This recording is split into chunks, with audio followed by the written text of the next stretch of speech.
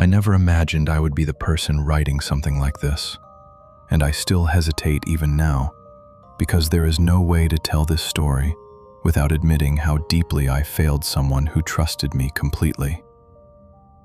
Years ago, I hit a financial wall after a series of bad decisions and circumstances that left me with nowhere else to go.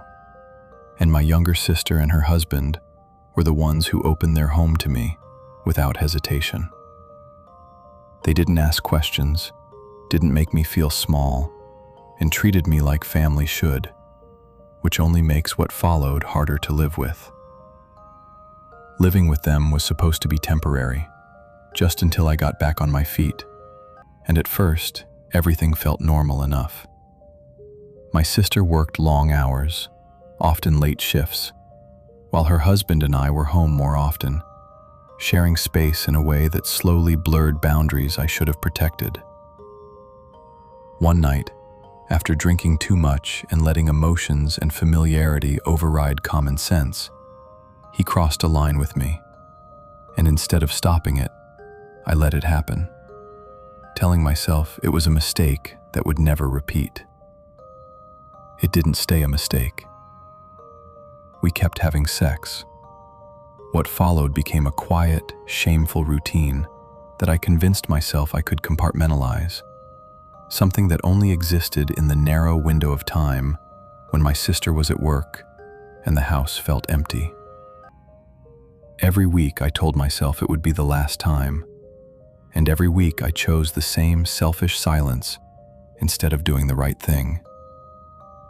I lived under her roof, ate her food, listened to her talk about her marriage, and smiled at her while carrying something I knew would destroy her if it ever came out. When she found out, it wasn't through a dramatic confrontation or a confession from either of us, but through small pieces coming together in a way that made the truth unavoidable. She confronted me privately, and the pain in her voice was worse than anything she could have said in anger, because it was clear she was trying to understand how someone she loved could betray her so completely. I apologized, but apologies feel meaningless when they come after damage that can't be undone. After that, she changed in ways that were easy to miss if you weren't looking closely. She withdrew, stopped reaching out, stopped talking about the future, and carried herself like someone trying to survive something alone. I told myself she needed space, that time would help, and that involving myself further would only make things worse, which is something I regret more than I can explain. Then she took her own life. I know that no single event defines why someone makes that kind of choice, and I understand that grief and mental health are complex. But knowing that my actions were part of the pain she carried is something I will never escape. I live with the reality that I was given help when I needed it most, and repaid it with betrayal, and that my silence afterward may have mattered more than I wanted to admit. I don't tell this story because I think I deserve forgiveness, and I don't expect anyone to sympathize with me, because I wouldn't if I were reading this either. I'm writing because pretending this didn't happen hasn't brought peace, and because carrying the truth alone has started to feel like its own kind of punishment. Some mistakes don't just ruin relationships, they rewrite lives, and this is one I will never be able to undo.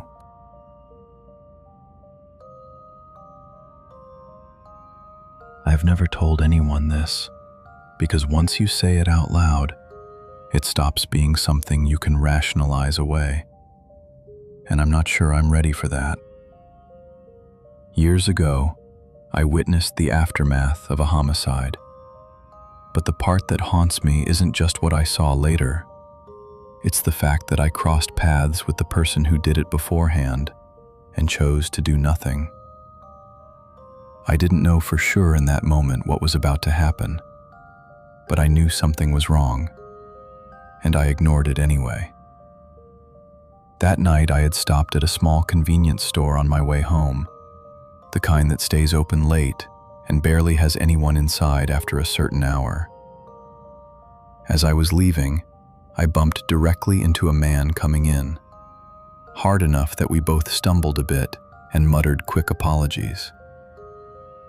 When I looked at him, I remember noticing how tense he was, how his jaw was clenched and his hands were shaking like he was barely holding himself together. And there was something in his eyes that made my stomach drop in a way I couldn't explain. For a brief moment, I hesitated, standing there longer than necessary, because every instinct I had was telling me that this person was on the edge of something dangerous. He looked angry and panicked at the same time, like someone who had already made a decision and was trying not to think about it anymore. I considered asking if he was okay, or even just staying near the store a little longer. But I convinced myself I was being dramatic, and that it wasn't my responsibility to interfere in a stranger's life. He walked past me toward the darker side street that led away from the store, and I watched him go until he disappeared around the corner. I remember thinking that he looked like someone heading toward trouble, but instead of following that thought, I shook it off and headed home, telling myself that people are allowed to have bad days and that assuming the worst about someone could be unfair. A few minutes later, as I was walking down a quieter street, I heard raised voices ahead of me and slowed down instinctively. I recognized the man immediately when I saw him again, standing near a parked car with someone else, his body language aggressive and familiar in a way that made my heart start pounding. I stopped at a distance, half hidden behind a fence, telling myself I was just observing long enough to decide whether I should step in or call for help. Everything escalated faster than I was prepared for, and in a matter of seconds, the argument turned into something irreversible. One person fell to the ground, the other stood there frozen for a moment, and then the man I had bumped into earlier ran back to the car and drove away. I remember standing there in shock, realizing with sick clarity that I had seen this coming in some small way and still hadn't done anything to stop it. My phone was in my hand, and I knew exactly what I should do, but fear took over in ways I didn't expect. I was afraid of being seen, afraid of retaliation, afraid of becoming involved in something I couldn't escape from. And those fears outweighed the voice telling me that someone needed help right now. Instead of calling immediately, I turned around and walked away, convincing myself that someone closer would step in or that help was already on the way. The next day, I read about the homicide in the news, and every detail confirmed what I already knew, including the location, the timing, and the description of the suspect. I recognized him instantly, and the realization that I had been close enough to possibly change the outcome hit me harder than anything else. I understood then that while I didn't cause what happened, my inaction had become part of the story, whether I liked it or not. Years later, I still think about that moment outside the convenience store and how different everything might be if I had trusted my instincts instead of dismissing them. I don't know if stopping him was realistically possible, but I do know that I never even tried, and that knowledge stays with me in ways I can't explain to anyone who hasn't lived with the weight of a moment they chose to ignore.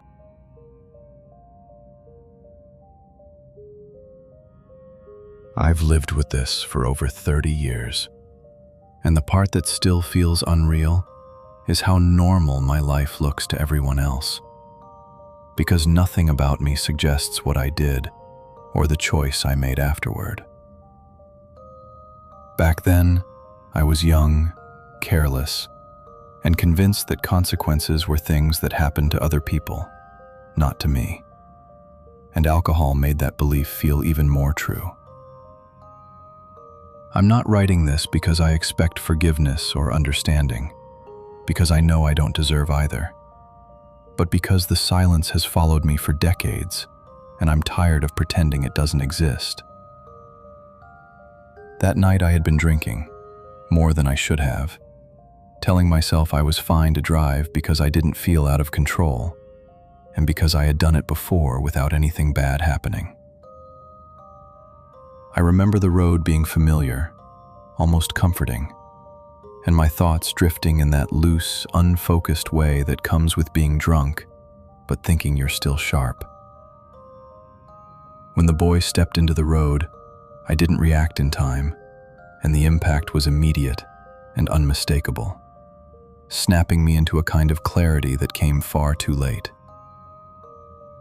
He couldn't have been more than 16 or 17, and that detail burned into my mind the second I saw him lying there in my headlights. I pulled over a short distance away and sat gripping the steering wheel, my heart racing, the smell of alcohol still on my breath as reality crashed down on me all at once. I knew instantly that calling for help would mean admitting I had been driving drunk, and that fear became the loudest voice in my head, drowning out everything else. Instead of getting out and doing the right thing, I stayed in the car, telling myself I needed a moment to think, even though deep down I already knew what I was going to do. I told myself that someone else would find him, that help would come faster without me there, and that ruining my own life wouldn't save his. Those excuses sound hollow now, but at the time they felt like lifelines, and I drove away. I don't remember much about the drive home except how badly my hands were shaking and how quiet everything felt once I was inside. I barely slept, convinced that police would show up at any moment, that someone had seen me, and that my life was about to end the way I knew it. When morning came and nothing happened, the relief I felt made me feel even worse. The news reported a hit and run involving a teenage boy later that day, and every detail confirmed what I already knew. They said there were no witnesses and no solid leads, and they asked anyone with information to come forward. I read the article again and again, fully aware that I was the information they needed, and I still stayed silent. Weeks turned into months, and months into years, and no one ever came knocking on my door. I cleaned my car obsessively, avoided that road whenever I could, and learned how to live with a constant weight in my chest that never fully went away. Eventually, it became clear that I was going to get away with it, legally at least. Life kept moving forward, because life doesn't stop just because you did something unforgivable, and I built a future on top of a night I never truly left behind.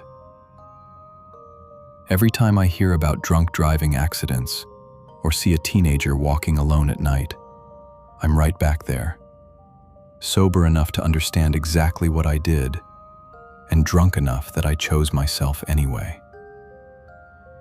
Getting away with it didn't mean escaping it, because I've been living with that choice every day for more than 30 years, and I don't think there's any amount of time that can make it feel okay.